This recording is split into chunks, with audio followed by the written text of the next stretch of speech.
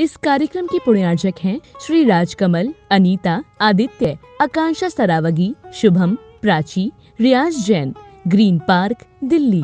धर्म स्नेही सत श्रद्धालु यहाँ पर उपस्थित आप सभी भव्यवर पुंडरीक पुण्यात्मा महानुभाव,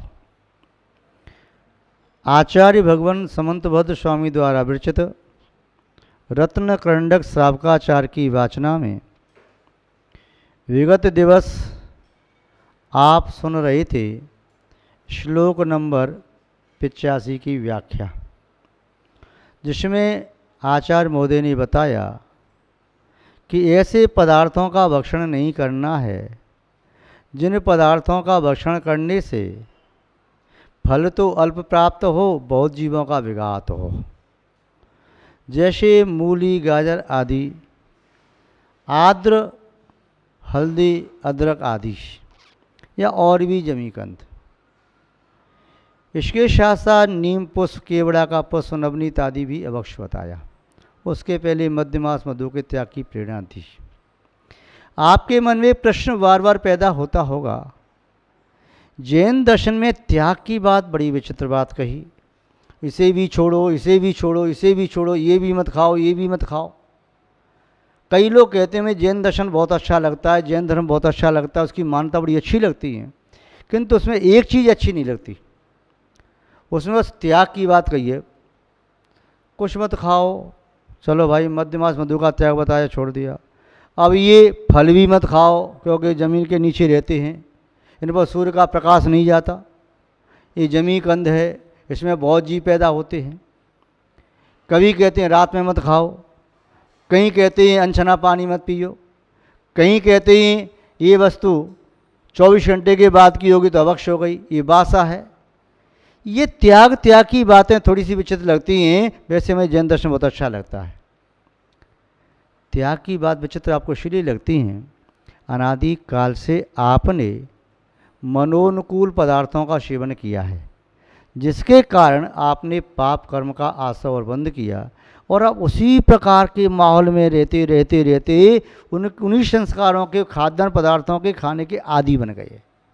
जैसे स्वर्ग में रहने वाला देव अमृत का आहार करता है तो उसे वही अच्छा लगता है, उसे अन्य कोई चीज़ अच्छी नहीं लगती। नरक में रहने वाला नारकी वह मिट्टी आदि भक्षण करता है, कुबोग भूमि में रहने वाले कुबोग भूमि अजीब मिट्टी आदि भक्षण करते हैं। भोग भूमि के जीव 10 प्रकार के कल वृक्षों के द्वारा प्रदत्त पदार्थों का सेवन करते हैं, वहाँ भोजनांग आदि के वृक्ष हैं तो उनसे फल प्राप्त करते हैं। कर्म भूमि के तिर्यंच जो शाकाहारी होते हैं वो घास फूस आदि खाते हैं, मांसाहारी होते हैं मांस खाते हैं। कर्म भूमि के मनुष्य, उनका भी एक अपना भोजन होता है, शुद्ध शाकाहारी भोजन होता है। सबकी प्रकृति अलग अलग है और जो जैसा खाता है उसे वही अच्छा लगता है, किंतु उचित क्या है? जो व्यक्ति चोरी कर रहा है उसे चोरी का काम अच्छा लग रहा है, जो व्यक्ति दूसरों को परेशान कर रहा है उसे उसी को अच्छा लग रहा है, किंतु अच्छा उसे लग रहा है ये बात अलग है, किंतु वास्तव में अच्छा क्या है? जो पाप कर रहा है उसे पाप करने में अच्छा लग रहा है, किंतु वास्तव में क्या पाप करना अच्छा होता है? जो क्रोध कर रहा है उसे क्रोध करना अच्छा लग रहा है, क्या वास्तव में क्रोध करना अच्छा होता है? नहीं, किंतु इस बात को क्रोध ही नहीं जानता। जब शांत परिणाम होंगे तभी वो समझेगा, क्रोध के आवेश में होगा तब नहीं जानेगा। मान के आवेश में मान को बुरा नहीं कहता, अच्छा कहता है। मायाचारी करने वाला व्यक्ति जब मायाचारी कर रहा है तब कहता है ये चलता है। लोभी व्यक्ति कभी नहीं कहता दान करना चाहिए, वह नहीं रखो। ऐसे ही जो व्यक्ति जिस कार्य में संलग्न है उसे वही अच्छा लगने लगता है, किंतु वास्तव में जो अच्छा होता है वही अच्छा लगना चाहिए। जो आपको अच्छा लग रहा है जरूरी नहीं वो अच्छा ही हो। महानुभाव, तो जैन दर्शन में त्याग की बात कही, इसलिए जैन दर्शन त्याग प्रधान है। जैन दर्शन में समस्त पर पदार्थों के त्याग की बात कही, किंतु हाँ त्याग करने का क्रम दिया।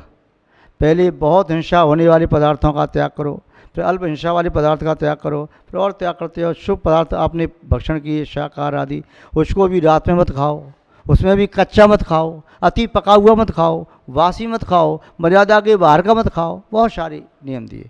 क्यों?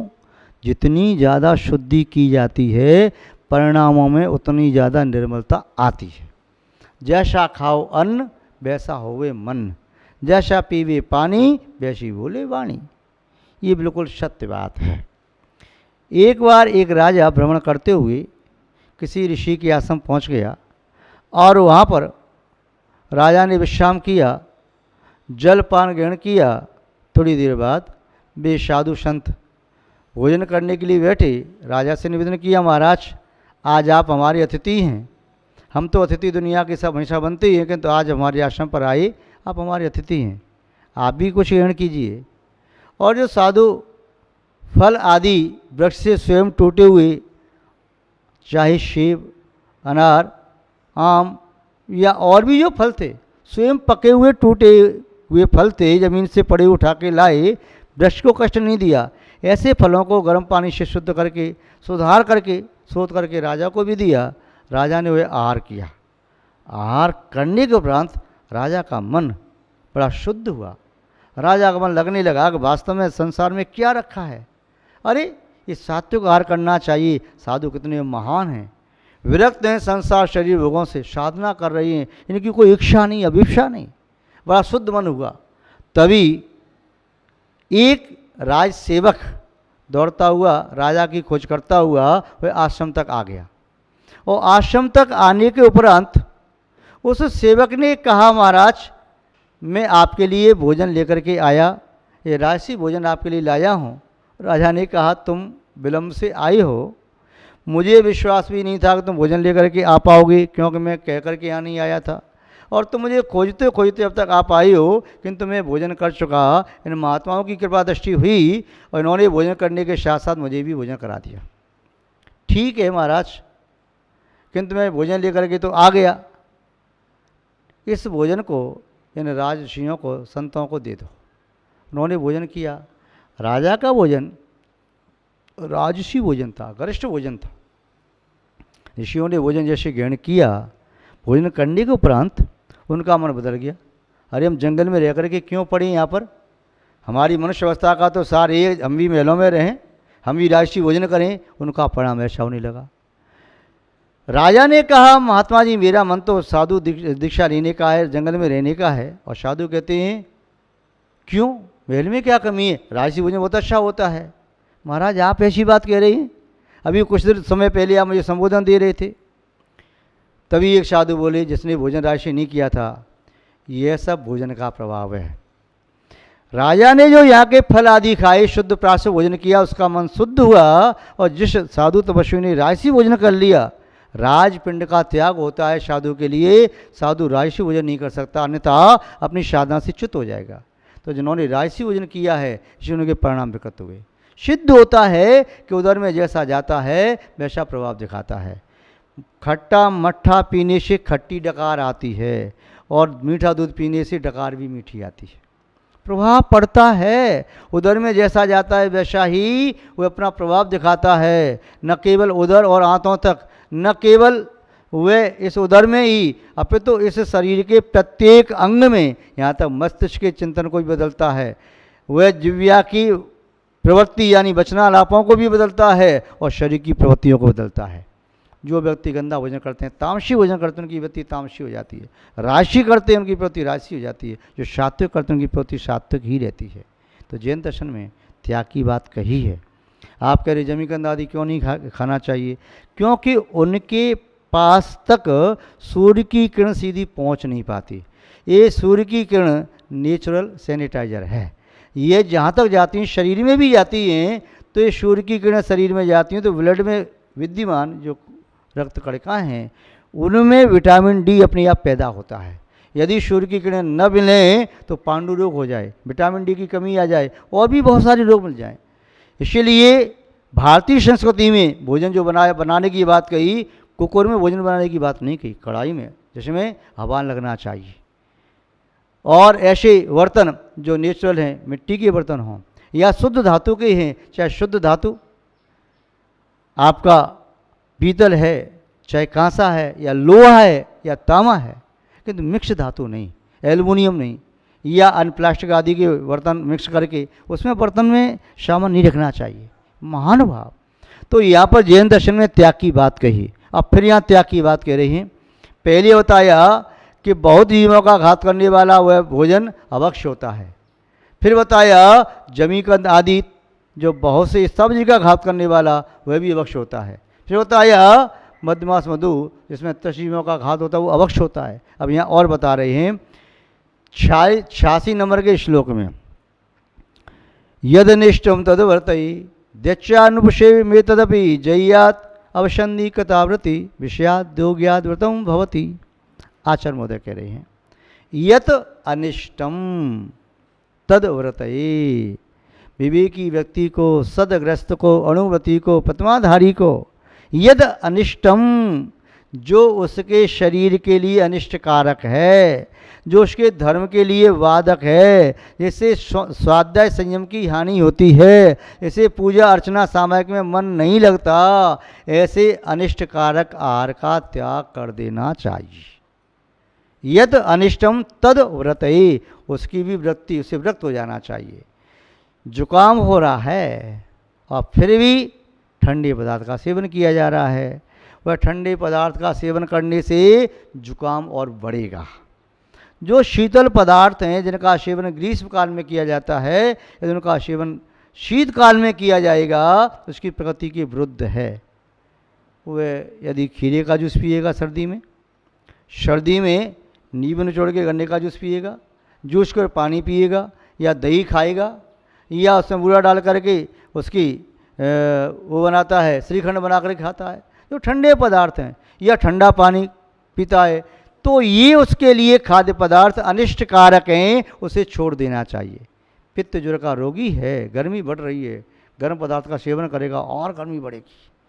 जिसका वातांश शरीर है, वात का प्रभाव है, तो वात के प्रभाव वाला व्यक्ति वह ऐसा भोजन करे से बात बढ़ी, जैसे माना उड़द की दाल है, भिंडी है, या चावल आदि है, तो उससे और वात बढ़ेगा। तो उस ये पदार्थ उस व्यक्ति के लिए जिस व्यक्ति की प्रकृति प्रतिकूल है, उस पदार्थ का सेवन करने के योग्य नहीं है, उसका भी त्याग कर देना चाहिए। यदि वह व्यक्ति अपनी प्रकृति के विरुद्ध आहार करता है तो समझना चाहिए अभक्ष्य का सेवन कर रहा है। तो यद अनिष्टम जो शरीर के लिए अनिष्टकारक है, वह धर्म ध्यान को नष्ट कर देगा, वह आपके स्वाध्याय को नष्ट कर देगा, संयम साधना को नष्ट कर देगा, आपके धर्म ध्यान को नष्ट कर देगा, संकलिष्ठता पैदा करने वाला हो जाएगा और शनै शनै शरीर को क्रस कर देगा। इसलिए अनिष्ट पदार्थ का सेवन नहीं करना चाहिए। यहाँ तक कि सीमा से ज़्यादा पानी भी अनिष्टकारक होता है। सीमा से ज़्यादा दूध पिया, जूस पिया, अन्न खाया या कुछ भी लिया, अपनी मर्यादा में लेता है। मर्यादा में तो किया गया गरिष्ठ भोजन भी वह उसके लिए साधना में साधक बन सकता है, मर्यादा से ज़्यादा ग्रहण करता है तो साधना में बाधक ही बनता है। यद अनिष्टम तद्वत्ते यच यद्दच्चापनुपशे भी में तद भी जय्यात। अब यहाँ कह रहे हैं यत अनुपसेव्य, जो सेवन करने के योग्य नहीं है, तदपि जय्यात, उसे भी छोड़े। लोक व्यवहार में जो सेवन करने के योग्य पदार्थ नहीं है, राग में संलिप्त होकर के उनका भी भक्षण न करे। लोक व्यवहार में जो जो निंद हैं, आप समझ लीजिए, लोक व्यवहार में जिसका भक्षण करना निंद होता है, गंदे पदार्थ हों, चाहे आप राग से संलिप्त होकर के किसी मल का सेवन कर रहे, मल का, मुख का मल या कहीं का मल, तो मल है, वह भक्ष्य नहीं हो सकता। चाहे किसी भी जानवर का मल हो, तो वह मल लोक निंदनीय है। भला व्यक्ति सबके सामने, शिष्ट व्यक्ति सब व्यक्ति की सेवा में इसका सेवन नहीं कर सकता, लोक व्यवहार में निंदे, उसका सेवन नहीं करना चाहिए। राग में संलिप्त व्यक्ति वह विवेकहीन होकर के किन्हीं निम्न पदार्थ का सेवन कर सकता है, आचार्य महोदय करें नहीं करना चाहिए। आगे कह रहे हैं अभिसंधि कृताव्रति, अभिसंधि कृता, उसे संकल्प पूर्वक करना, कृताव्रति व्रत हो जाना चाहिए, संकल्प पूर्वक। अभिसंधि कृताव्रति विषयात योग्यात व्रतम भवति। इस प्रकार उस विषय से व्रत होना, यही वास्तव में व्रत है। जो व्यक्ति बहुघात पदार्थों का सेवन करता है, बहुतश घातक, बहुस्थावर घातक का सेवन करता है, मध्यमास मधु का सेवन करता है, या निष्मेय भोजन करता है, या वह अपनी प्रकृति के विरुद्ध आहार करता है, या अनुपसेव्य लोक व्यवहार में निंद पदार्थों का सेवन करता है, तो वह व्यक्ति यह सोचना चाहिए वह अभक्ष्य का ही भक्षण करता है। उसके अभक्ष्य का भक्षण त्याग नहीं माना जाएगा। कोई कहे कि हमने तो 22 प्रकार के भक्ष्य का त्याग कर दिया, ओला गुलबड़ा निष्भोजन, और फिर तर्क देने लगी कि भैया बर्फ़ नहीं खाना चाहिए, ये नहीं खाना चाहिए, वो नहीं खाना चाहिए, मिट्टी के बर्तन में नहीं खाना चाहिए। ये सब उसके कुतर्क हैं। हमारे आचार्यों ने लिखा है कि अभक्ष्य क्या है। जो अभक्ष्य है वही अभक्ष्य मानना है, जो अभक्ष्य नहीं उसे अभक्ष्य नहीं मानना। कोई कहे कि दही नहीं खा सकते, क्यों नहीं खा सकते भाई दही? क्या कारण है? दही खाने के लिए किन तीर्थंकरों ने, किन शास्त्रों में मना किया? दूध नहीं पीना चाहिए, क्यों नहीं पीना चाहिए भाई बताओ तो सही? मट्ठा नहीं लेना चाहिए, क्यों नहीं लेना चाहिए बताओ तो सही भाई? जो हमारे शास्त्रों में भक्षण करने के योग्य है, आज के कुछ अल्पज्ञानी कुतर्की विद्वान उन पदार्थों के त्याग से तो आपको विमुख कर रहे हैं और गंदे पदार्थ के सेवन के लिए प्रेरणा दे रहे हैं। ये जैन शास्त्र का घात है। इसलिए आप सब विवेकपूर्वक कार्य करें। वो क्या कहेंगे, भैया पंचम काल चलता नहीं है, रात्रि भोजन किए बिना चलता नहीं है। अब रात्रि होने की प्रेरणा दे रही हैं, उधर क्या करें? दूध मत पियो, दही मत खाओ, मट्ठा मत खाओ, ये मत करो, वो मत करो।